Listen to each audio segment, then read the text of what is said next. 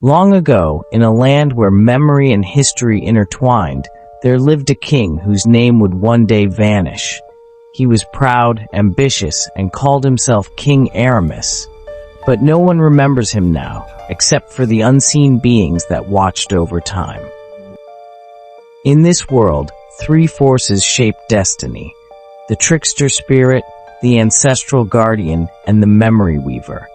Each held power over what was told, what was forgotten, and what became legend. One night, the Trickster spirit appeared to King Aramis. "Power is fleeting," the Trickster whispered, its form shifting like smoke. "Only those remembered truly exist," it said, flicking a finger at the king's towering throne. Aramis laughed. "I will be remembered forever. My deeds shall echo through eternity." But the Trickster knew that pride alone cannot secure memory. It led the king to the river of forgotten names, where whispers of lost heroes and vanished kingdoms floated like autumn leaves. The ancestral guardian emerged from the riverbank, glowing faintly under the moonlight. "You cannot control memory, Aramis," it said solemnly. "Some things are not yours to command." King Aramis demanded, "Then why do I exist at all?" The guardian's voice was firm, "Because you are remembered in this moment. But if you forget humility, your name will dissolve like morning mist." Blinded by pride, Aramis ignored the guardian. The Trickster laughed and whispered secrets of great deeds that never were, enticing the king to act rashly. Aramis marched on neighboring lands, claiming victories that existed only in his mind.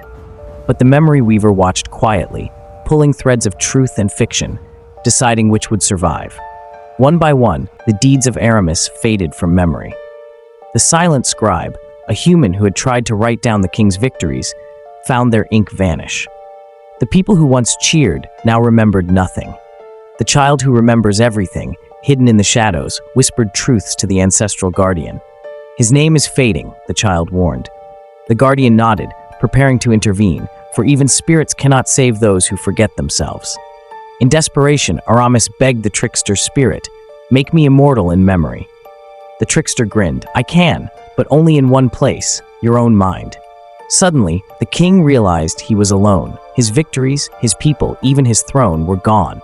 He had become a forgotten king, remembered only by the Trickster's laughter and the fading threads of the memory weaver.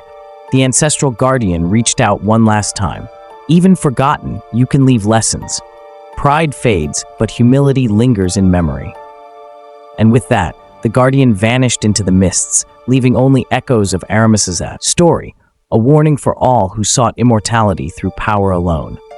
The Trickster spirit soared into the sky, cackling and reshaping the world. The memory weaver carefully tied the threads of forgotten and remembered, balancing myth and history. From then on, the land was alive with stories. Some remembered, some lost, but each shaping the next generation. And in the quietest corners, the child who remembers everything whispered, ensuring that even forgotten kings had a place in the tapestry of time.